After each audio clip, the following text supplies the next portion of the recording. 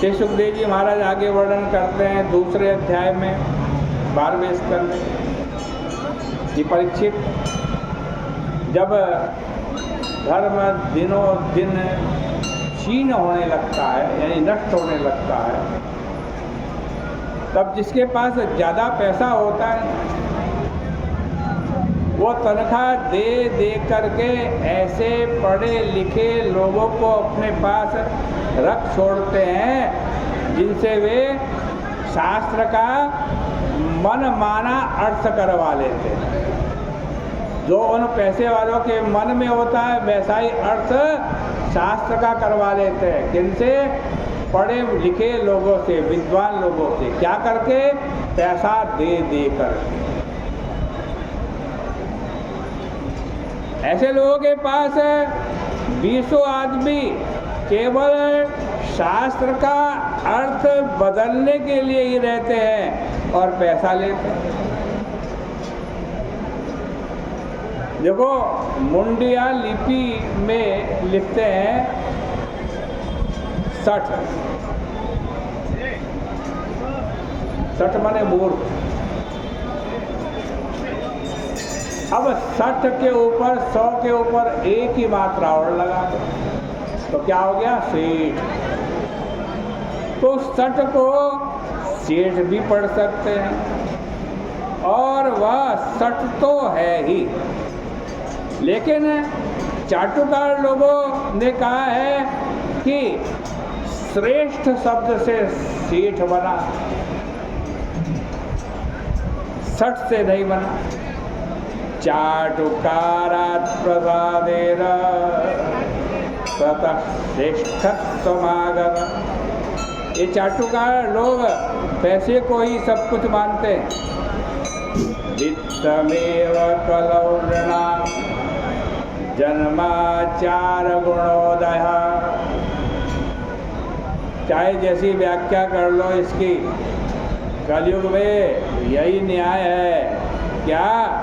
कि जिसके पास लाठी उसी की भैंस। जहाँ मन मिल जाता है लोग वहीं विवाह कर लेते हैं। उसमें धर्म कर्म की तो कोई बात ही नहीं रह जाती। लोग पूछते हैं कि तुम साधु हो कि गृहस्थ हो?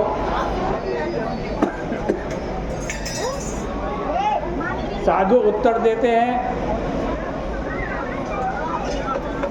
कि मैं गेरवा नहीं देखता।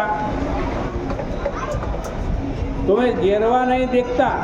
ये हमने गेरवा वस्त्र पहन रखा है, लाल वस्त्र पहन रखा है, तो कौन हो सकते हैं? साधु ही तो। लोग क्या करते हैं? अपनी वेशभूषा दिखा करके, अपने वस्त्र दिखा करके, अपनी दाढ़ी दिखा करके, अपनी जटा दिखा करके अपनी साधुता सिद्ध करते हैं।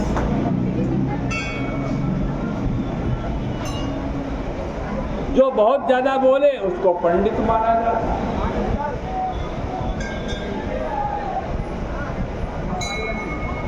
गरीब व्यक्ति जो है उसको दुष्ट कहा जाता है, चाहे वो कितना विद्वान हो, कितना सीधा हो, कितना सरल हो। जो दम्भी है उसको साधु मानते। 2 घंटे बाथरूम में नहाने का नाम प्रसाधन है, श्रृंगार है। जो बलि होता है वही राजा बन बैठता।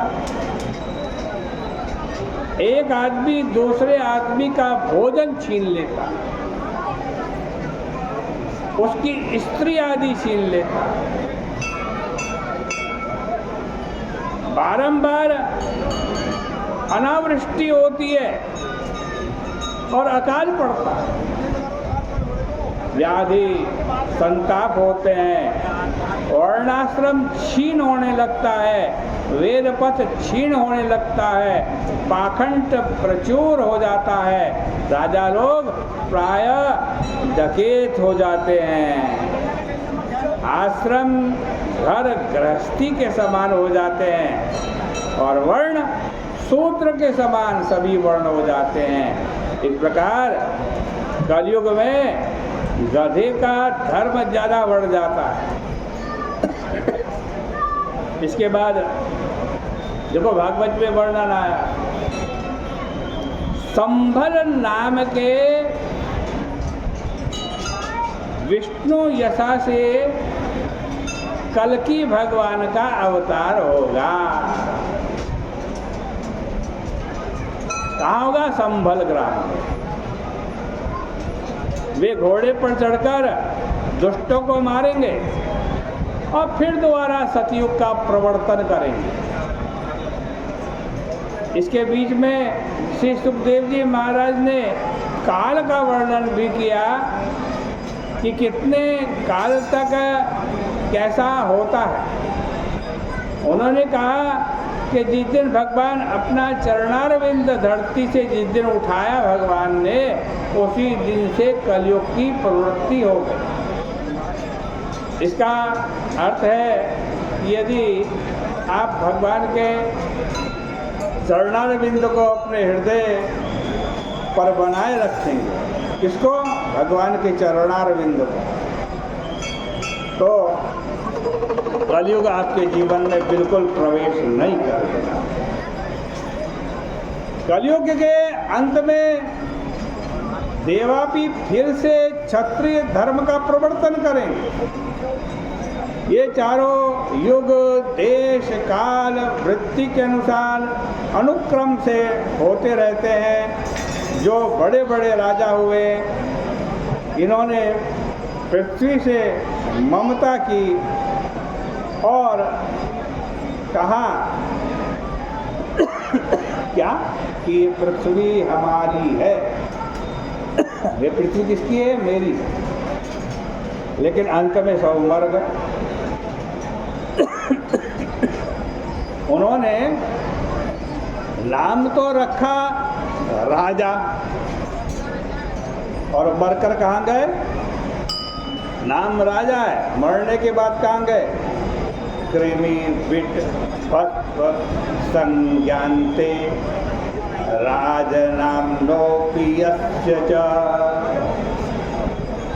है या मत समझना कि बड़े बड़े जो पैसे वाले या राजा लोग हैं वो मरते होंगे, मरने के बाद वो हंस बन गए होंगे। गरीब मरता होगा तो कीड़ा मकोड़ा बनता होगा। वहाँ तो ऐसा कुछ नहीं चलता। वहाँ उनकी भी यही गति होती है जो गरीबों की होती है। जो इस शरीर के लिए प्राणियों को दुख देता है, वे अपना भला बुरा नहीं समझते, उन्हें तो नरक ही मिलता है।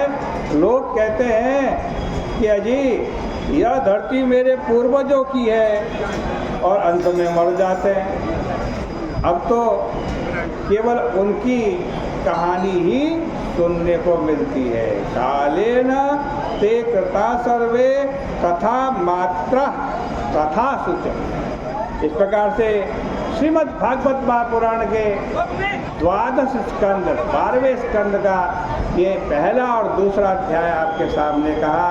कल को आगे की चर्चा आपके सामने कहने की चेष्टा करेंगे। आज की चर्चा का यही विराम करते हैं।